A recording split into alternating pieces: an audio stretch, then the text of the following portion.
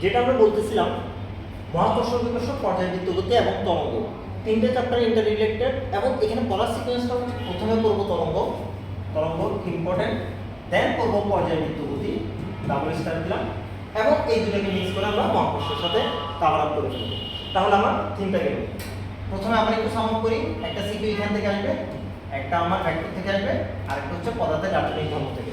বাকিগুলো থেকেও সিকিউ আসবে, কিন্তু আমি প্রায়োরিটি দিলাম কোনগুলো চ্যাপ্টারগুলো পড়লে আমি অবশ্যই একটা সিকিউ কমন পাচ্ছি। এবার লাস্ট ফার্স্ট পার্টের 10 নম্বর চ্যাপ্টারটা হচ্ছে আদর্শ গ্যাস ও গতিতত্ত্ব। আদর্শ গ্যাস ও গতিতত্ত্ব টোটালি কেমিস্ট্রির বেসিক থেকে আমরা জানবো এবং ফিজিক্সের সাথে অ্যাড হচ্ছে তার শিশিরাঙ্ক বা আর্দ্রতামিতি দুটো টপিকস। এছাড়া বয়েল, চার্লস, গ্যারুসার এই টপিকসগুলো হচ্ছে আমাদের 9-10 এর কেমিস্ট্রি অথবা এইচএসসি কেমিস্ট্রি থেকে আমরা জানবো এবং এটাকে অবশ্যই স্টার দিব।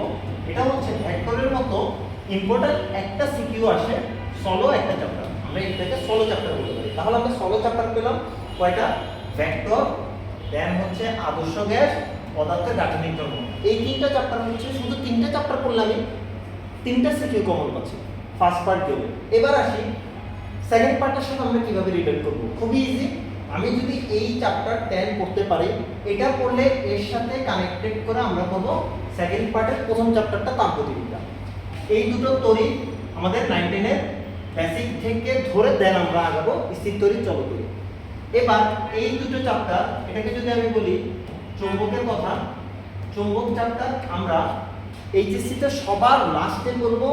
সিলেবাসে থাকলেও আমরা চেষ্টা করব এটা না পারতে যদি পরীক্ষার হলে আনসার করতে হয় তখন গিয়ে আমরা এই দুটো চ্যাপ্টারকে আনসার করব। এটা আমরা ব্যাকআপ প্ল্যান হিসেবে রাখবো, এটাকে আমরা প্রথমে সিকিউ আনসার করব না, কেন সেটা আমরা পড়তে পড়তে জানবো। এবার আসি পরের চ্যাপ্টার দুটো, আলোর যে চ্যাপ্টার, আলো আমরা 9-10 এ পড়ে আসছি প্রতিফলন প্রতিসরণ। সেটা এখন চেঞ্জ হয়ে এখানে একটা হচ্ছে জ্যামিতিক আলোক বিজ্ঞান, একটা হচ্ছে ভৌত আলোক বিজ্ঞান। প্রতিফলন প্রতিসরণ মিক্স হয়ে একটা চ্যাপ্টার আমার জ্যামিতিক আলোক বিজ্ঞান হলো, আর একটা হচ্ছে ভৌত আলোক বিজ্ঞান। এবং এখানে দুটো চ্যাপ্টারই ইম্পর্টেন্ট, এই দুটো আমরা মাস্ট করব।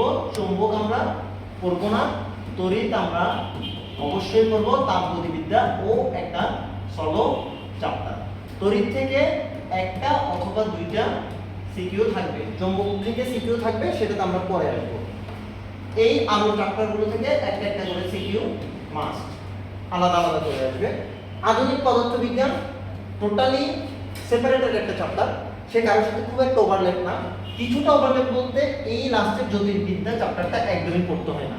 এখান থেকে ছোট্ট একটা পৃথিবীর ব্যাসার্ধ বা গোলকের ব্যাসার্ধ নির্ণয়ের ছোট্ট একটা টপিক এর সাথে মিক্স আপ হয়ে আসে, এটা ওভারঅল বা এছাড়া এই চ্যাপ্টারটা একটা সিকিউ আসবে। এখান থেকে আমরা একটা সিকিউ মাস্ট কমন পাবো। সেকেন্ড পার্টের থিমটা বললাম পরমাণুর মডেল ও আলাদা একটা চ্যাপ্টার। ফার্স্ট পার্টের মতো সেকেন্ড পার্টের সবগুলো ইন্টারকানেক্টেড না হলেও প্রত্যেকটা আলাদা আলাদা চ্যাপ্টার এবং কোনটার সাথে কোনটা কানেক্টেড সেটা আমরা এখান থেকে দেখে নিচ্ছি। পরমাণুর মডেল এবং নিউক্লিয়ার পদার্থবিজ্ঞান একটা চ্যাপ্টার থেকে, এবং খুবই ইজি, ভেরি ইজি। যদি ফিজিক্সের প্রত্যেকটা চ্যাপ্টারের মধ্যে বলা হয় এই 10টা 20টা চ্যাপ্টারের মধ্যে কোনটা সবচেয়ে ইজি, আমি বলবো আদর্শ গ্যাস সবচেয়ে সহজ, পরমাণুর মডেল ও নিউক্লিয়ার পদার্থ বিদ্যাটা খুবই সহজ। লাস্ট চ্যাপ্টার সেমিকন্ডাক্টর ও ইলেকট্রনিক্স শর্ট সিলেবাসের কারণে হয়তো আমরা পুরোটা পড়ি নাই বা এসএসসিতে আমরা দেখে আসি নাই, কিন্তু এই সেমিকন্ডাক্টর আমাদের 9-10 এর বইয়ে আছে, যতটুকু বেসিক অতটুকুতেই এনাফ। এই সেমিকন্ডাক্টর এবং ইলেকট্রনিক্স হচ্ছে আমরা 9-10 এ যেভাবে পড়ে আসছি ওটার বেসিক দিয়ে এই পুরো ইন্টারটা কভার করা যায়। সাথে পাশাপাশি হচ্ছে আইসিটির কিছু বেসিক লাগবে, আইসিটি যখন আমরা ইন্টারে পড়বো, এসএসসির আইসিটিটা না, ইন্টারের আইসিটিটার সাথে এটা মিক্স আপ থাকে এবং ওখান থেকে খুব একটা কোশ্চেন আসে না, ফিজিক্সের পার্ট থেকে কোশ্চেনটা আসে। এবার আমরা একটু আসি কোন কোন বই আমরা পড়বো, তোমাদের যাদের জিজ্ঞাসা সেটা আমি একসাথে সিরিয়ালে লিখলাম।